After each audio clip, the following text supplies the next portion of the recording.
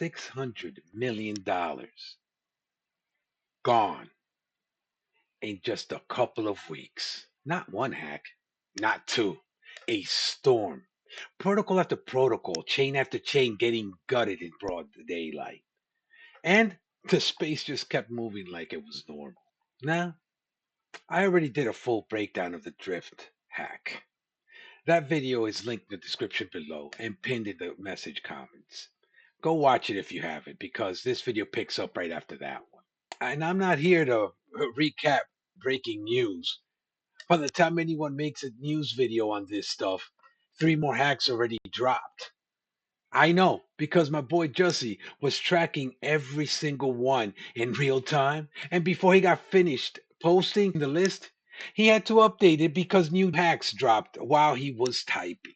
This is a lesson video, the one that tells you why this keeps happening, what the industry keeps getting wrong, and what the only real fix looks like.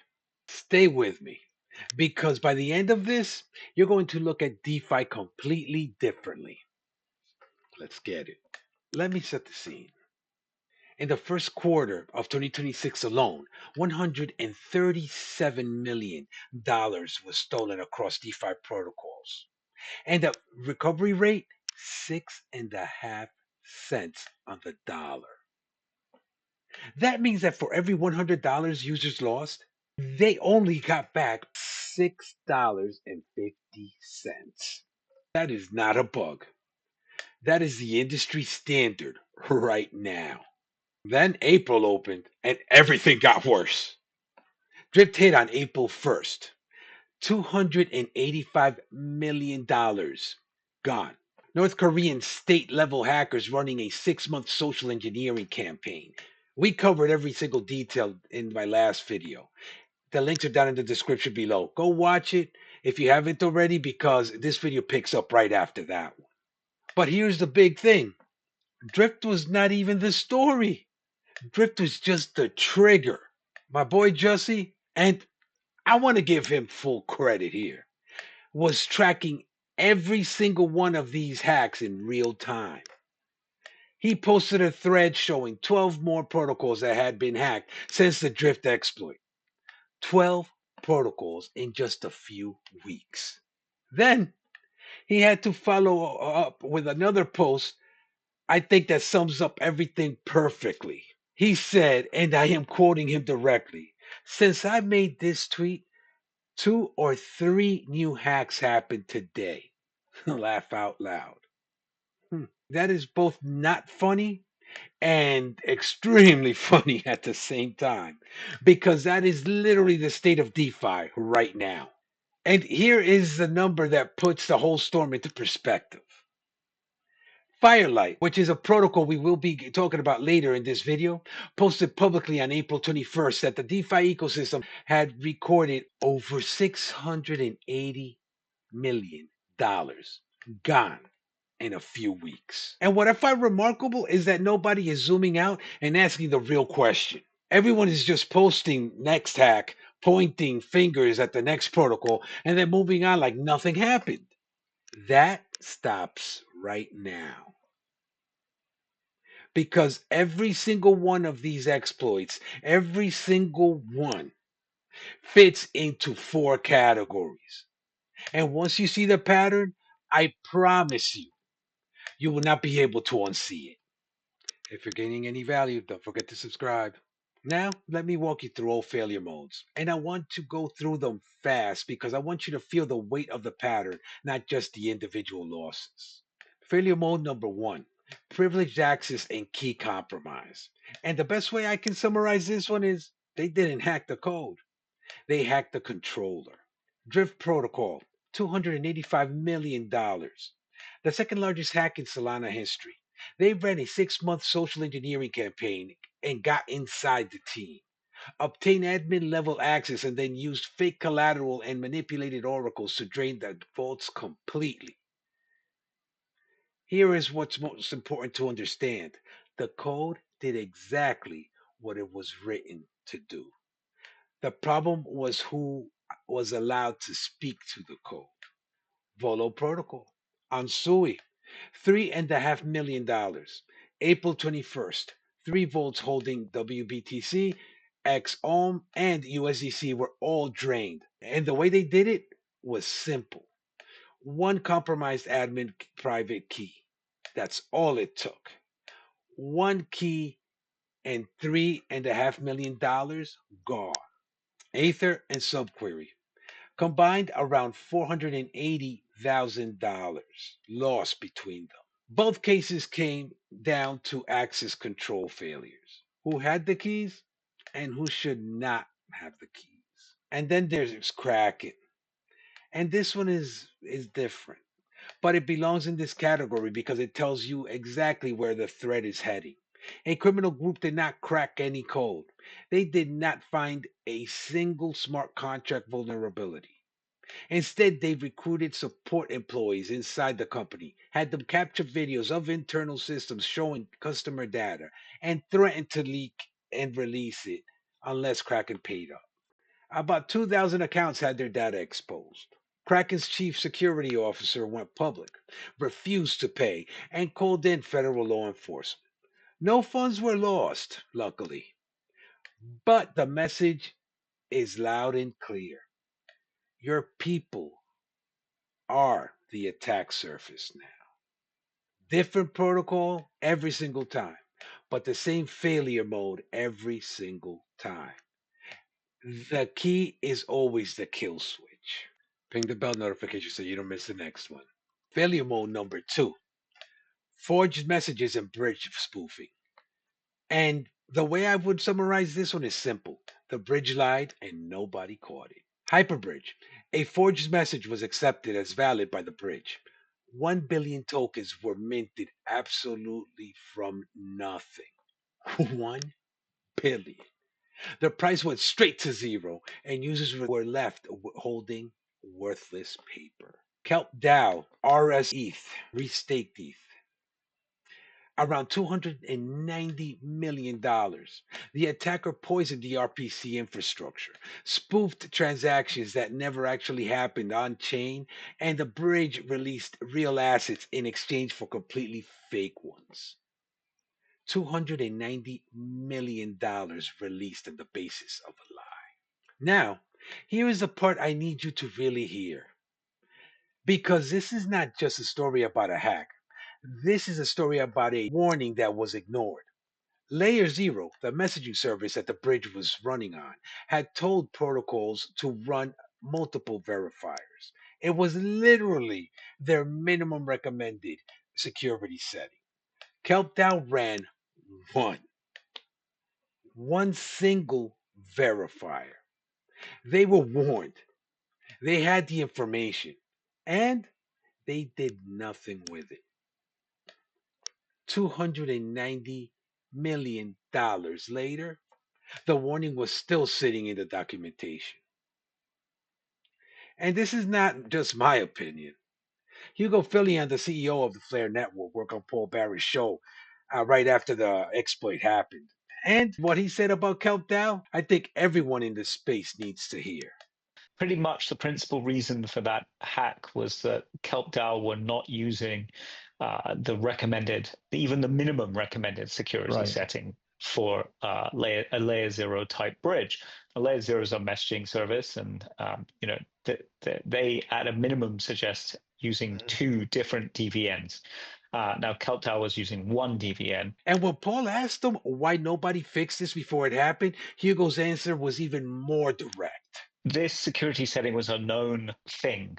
Okay. That you can't protect against every single hack on any network of any software, especially in an age of AI. But to do the basic minimum seems to be like a sensible thing that people ought to do. And I don't understand why that wasn't done. The CEO of one of the most security-focused protocols in the space right now saying he does not understand why KelpDAO did not do the basic minimum.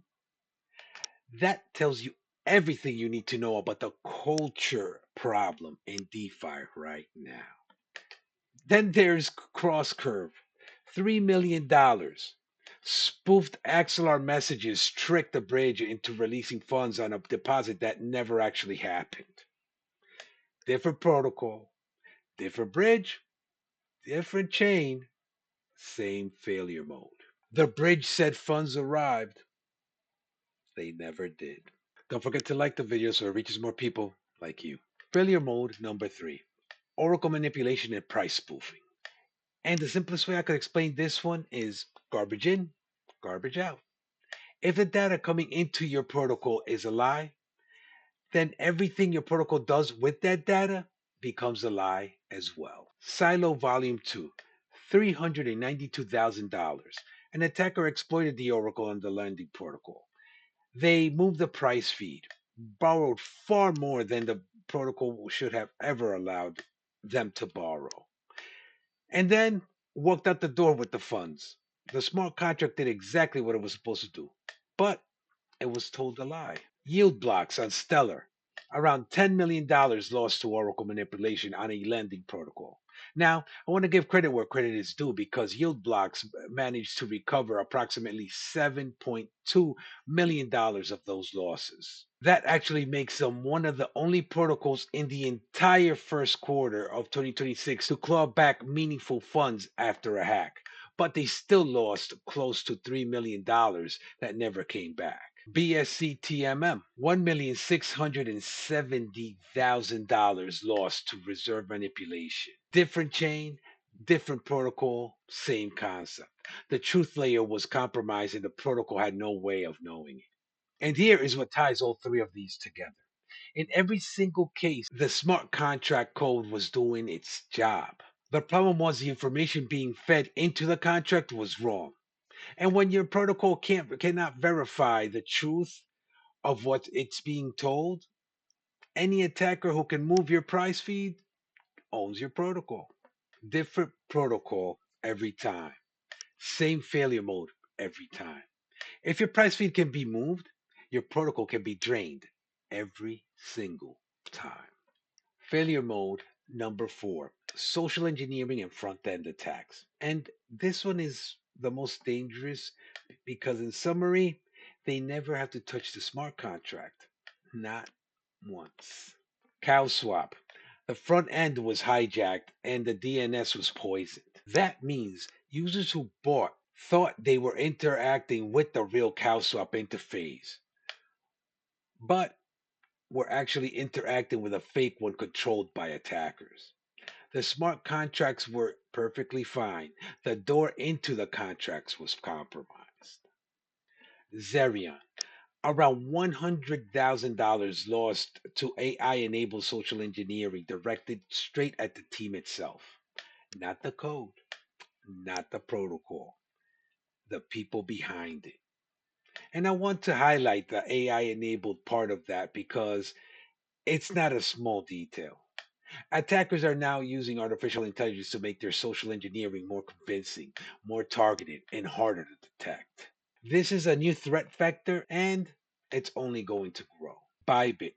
Someone attempted a $1 billion fake deposit attack.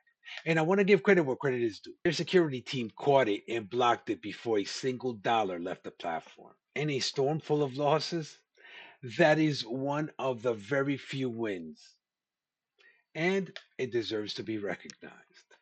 KuCoin, nearly $9.5 million moved through exchange deposit addresses. Infrastructure level targeting, not protocol level. And Dango, $410,000. A smart contract bug that allowed arbitrary calls with weak validation, enabling an unlimited token drain. This one sits between failure mode 1 and failure mode 4, but the lesson is the same. One weakness in the access layer, and everything downstream is exposed. Different protocol every single time. Same failure mode every single time. The contract was perfect. The human was the exploit. Now, real quick before we go any further, there are so many hacks in this storm that I had to group them up into 4 categories just to save view time so we could get to what actually matters, which is the solution. But if you want me to do a full deep dive on any one of these specific hacks, Drop it in the comments below. Tell me which protocol you want me to break down in. I will get you the best and most accurate information I have available.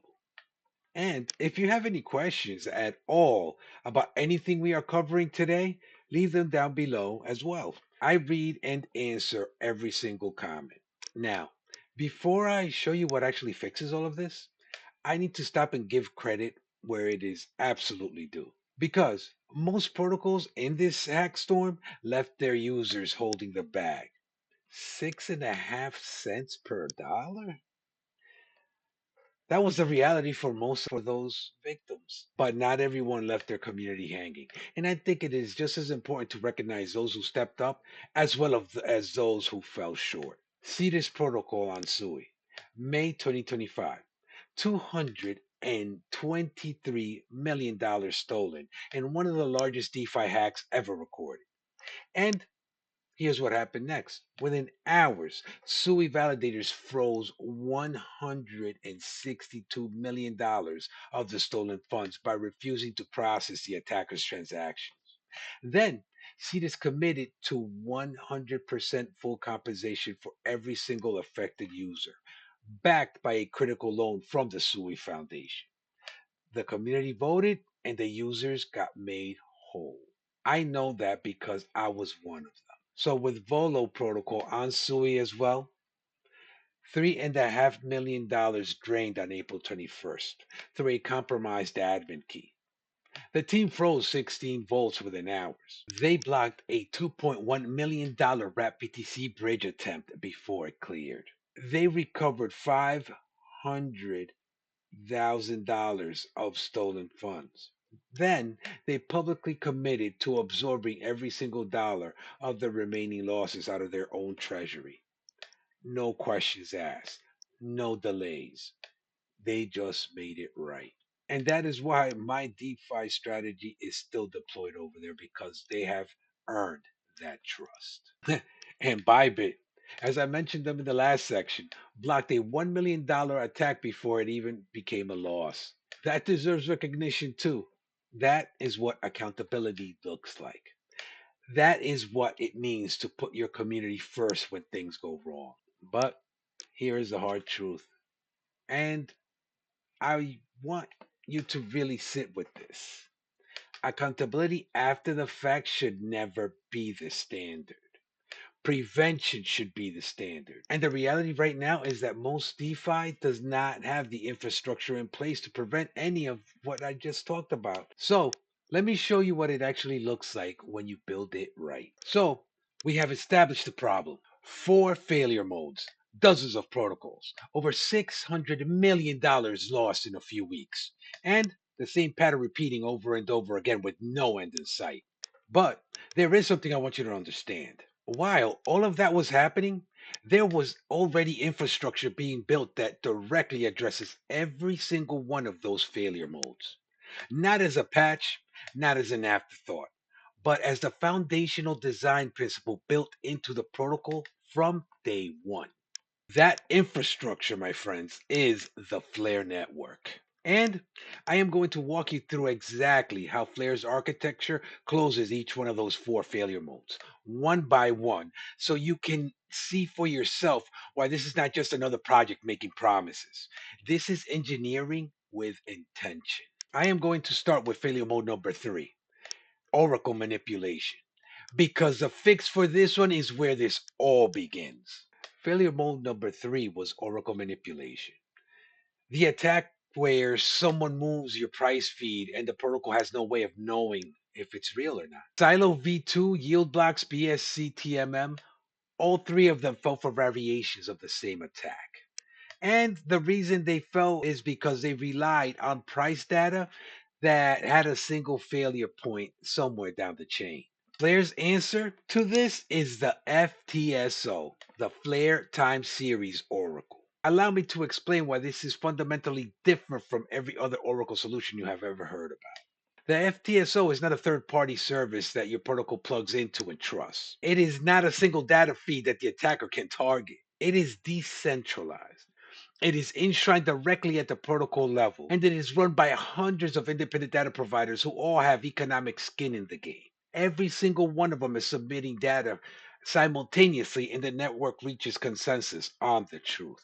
What that means in practice is there is no single price feed to corrupt. There is no single data provider to bribe or compromise. You cannot game a price oracle when the oracle is the network itself. To manipulate the FTSO, you would have to compromise hundreds of independent providers simultaneously. That's not a hack. That is practically impossible. And here's why that matters specifically for DeFi lending protocols and borrowing protocols, which is where these oracle manipulations do the most damage. When your lending protocol asks for a price feed or the price of an asset, the answer it gets from the FTSO is not coming from one source that could be moved. It's coming from a decentralized consensus of hundreds of providers. The attacker has nowhere to push. Silo V2 hackers moved the price feed on another chain and walked out with nearly $400,000. Yield blocks lost $10 million to the same class of attack. On Flare, that attack surface just does not exist in the same way. The Oracle is not a plugin, it's part of the foundation. So there you go. Failure mode 3, Oracle manipulation, case closed. Now let me show you how Flare closes failure mode 2, the bridge spoofing problem, because this one requires an entirely different kind of solution. Failure mode number 2 was forged messages and bridge spoofing. And here is exactly what it looks like in practice. A bridge accepts a message claiming that funds arrived on another chain and releases real assets based on that claim, even when the transaction never actually happened. Kelp Dow lost $290 million to exactly that attack. Hyperbridge had 1 billion tokens minted from nothing. For the same reason, the bridge trusted a message it had absolutely no way to verify. Flare's answer to that is the Flare Data Connector, also known as the FDC. It works alongside something called the State Connector. Here is why this changes everything. Before anything moves on Flare based on an event that happened on an external chain, that event has to be cryptographically verified against what actually happened on that chain. Not assumed, not trusted, verified. The bridge cannot lie because the chain itself has to prove the transaction occurred before a single asset moves. Think about what that means in the context of the Kelp DAO attack specifically. The attacker delivered a forged packet to the bridge claiming a transaction happened on Unichain. The bridge accepted that claim and released $290 million in real assets. On Flare, that attack does not work the same way because the FTC does not accept claims. The transaction either happened on chain and can be proven cryptographically, or it did not happen and nothing moves. Period. Now, I need to tell you a story. Because while this hack storm was happening in real time, while protocols were losing hundreds of millions of dollars, Flare was doing something that I think every person in this space needs to hear about. When the Kelp DAO exploit hit, Flare had its own FXRP bridge route running on layer 0. And Hugo Philion, the CEO of the Flare Network, worked on Paul Barron's show and confirmed exactly what Flare did the moment the exploit dropped. I wanted you to hear it directly from him. What is next step for you on getting that back to normal operation? Yep. So to be clear, FAssets is not frozen. FXRP is definitely not frozen. Operating perfectly as normal on Flare. What is frozen is FXRP from Flare to other networks. Okay. You can bridge your XRP to Flare and you can bridge it back again absolutely normally. That was never frozen because that doesn't use layer 0. What we use layer 0 for is FXRP to Ethereum, FXRP to Monad, FXRP to Base, and back to Flare. Okay. We've kept that frozen. And when the exploit hit, they still paused. They still reviewed everything. They still upgraded from 2 to 4 DVNs, not because they had to, but because that's the standard they hold themselves to. Kelpdow was warned to run more than one DVN. They ran one. Flare was already running multiple and still went to 4. That is the difference between treating security as a checkbox and treating it as a design principle. And Hugo also explained something about how the FAssets agent system works that perfectly illustrates their philosophy on risk. Let me show you what he said. There are very few protocols that put limits on how much can be bridged across chain. So, one of the things we did, if I may shill Flare for a second, with FXRP, is that we introduced the agent system where agents have to be more than 3 times over collateralized, both in stables and in Flare. So they have more collateral than is necessary. And this introduces a speed limit on the bridge. Because you can't mint more than the agents have collateral, and the agents take the risk for something going wrong. So that is effectively, we've thought about at Flow, we've thought about risk as much as we can, made compromises in the protocols in order to alleviate risk as much as possible. 3 times over collateralized. A hard speed limit on how much can move across that bridge at any given time. Because as Hugo put it, if someone really needs to move $290 million to another chain, they can wait 10 minutes. And I think that is exactly the right way to go about it. There is a sensible balance between speed and security. And Flair has made a very deliberate choice about where the balance sits. So let me show you what all this looks like when you put it together visually. The FTSO closes Oracle manipulation, the FTC and the state connector close bridge spoofing, 4 DVNs, and the agent system close privileged access key compromises. 3 failure modes, 3 solutions, all built from day one on the Flare network. Now, before I get into the solution for failure mode 4 and the cover layer that just went live, if you're getting value from this breakdown, hit the like button right now. It helps more people find this video. And subscribe if you haven't already, because what I'm about to show you in the next section is something most of the crypto space has not connected yet. Failure mode 4 is a little different from the first 3. Social engineering and front-end attacks are ultimately a human problem, and human problems cannot be fully solved by code.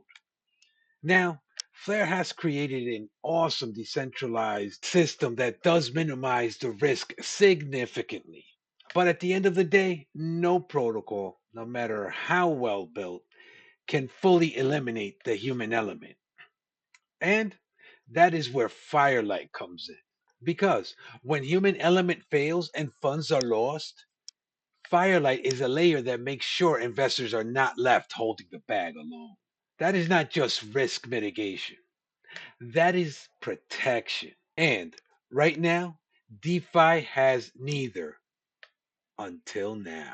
The Firelight protocol is a decentralized protection layer for digital assets. It is built on the Flare network. It was incubated by Centaura, which was formed from the merger of Into the Block and Trident Digital. Those are 2 of the most serious institutional risk platforms in the entire space combining into one. The model is clean. Builders buy cover, stakers earn fees for backing it. Claims are processed by an independent consortium and funded programmatically. Not a decentralized autonomous organization vote that takes 3 weeks. Not a committee that argues over definitions. Programmatically, when a covered event is verified, funds move. And it launched in 2 phases. Phase 1 went live on April 8th on Flare. It is liquid staking. You deposit FXRP, which is Flare 1-to-1 non-custodial representation of XRP, and you receive staked XRP. There is no slashing risk. It was audited by OpenZeppelin and CoinSpect. As well, there is a live immunified bug bounty running from day 1. Phase 2 is activating right now, and it is full on-chain cover layer. Your staked XRP backs protocols that are purchasing protection against smart contract exploit, Oracle failures, governance attacks, re-entry failures, and bad debt. Look at that list again. Smart contract exploits, Oracle failures and governance attacks. That is every single mode we just talked about through this HackStorm. Firelight covers all of it. And here's where it gets real. On April 21st, right in the middle of this hack storm, Firelight posted publicly that decentralized finance had lost over $600 million in just a few weeks. They were not reacting to the storm, they were already the answer to it. 2 days later, on April 23rd, they announced this. Firelight integrating natively into Centaura public and private vaults this quarter. Centaura, over $3 billion in historical decentralized finance deployments, 300 plus monitored positions, over 1,000 risk models running in real time, already integrated with Kraken and Fireblocks at an enterprise level. Anthony DiMartino, CEO of Centaura, said it directly. What we hear consistently from institutional allocators and retail platforms is that an on chain cover primitive is needed for decentralized finance to reach broader adoption. Even with leading risk models, many participants want more than risk mitigation alone. And Hugo Philion, CEO of Flare, said this. Firelight and Centaura represent exactly what we have been building towards with Flare. Institutional grade infrastructure that puts XRP to work in ways that were not previously possible. This is what decentralized finance at scale looks like for the XRP ecosystem. Let me bring this home because every single thing we just walked through runs through one asset. XRP. Flare built the infrastructure. Firelight built the protection layer. But the fuel that powers both of them is none other than XRP. When you deposit FXRP into Firelight, you are not just earning staking rewards, you are backing the very cover that protects protocols from the exact failure modes we watched drain hundreds of millions of dollars this month. Think about that for a second. Your XRP is no longer just sitting. It is no longer just waiting. It is actively underwriting risk for decentralized finance. It is earning fees from protocols buying cover. And it is doing all of this while remaining fully liquid as staked XRP. Now, that is what institutional grade decentralized finance looks like. No hype, no promises, infrastructure, protection, and a use case for XRP that did not exist 6 months ago. If this breakdown helped you understand what is really happening in this hack storm, and more importantly, what actually fixes it, I want you to watch this video right here because everything we just covered, the FDC, the state connector, the FTSO volume 2, the enshrined security, that is the exact stack that FIP16 hardened right now. That video walks you through what FIP16 actually does to the Oracle layer, how it captures MEV at the protocol level, and why this is a foundation that all this sits on. And if you want to begin your DeFi journey, watch this video right here. It walks you through kinetic markets from the ground up. No liquidations, no guessing, just a clean path into decentralized finance on the Flare network. The links are down in the description below. If you are new here, hit subscribe. I break down the Flare network, XRP, decentralized finance every single week so you can stay ahead of what is actually being built. The infrastructure is live, the protection is real, and the opportunity is here. Remember, Richard's built smart, not with luck. Forever Rich, out.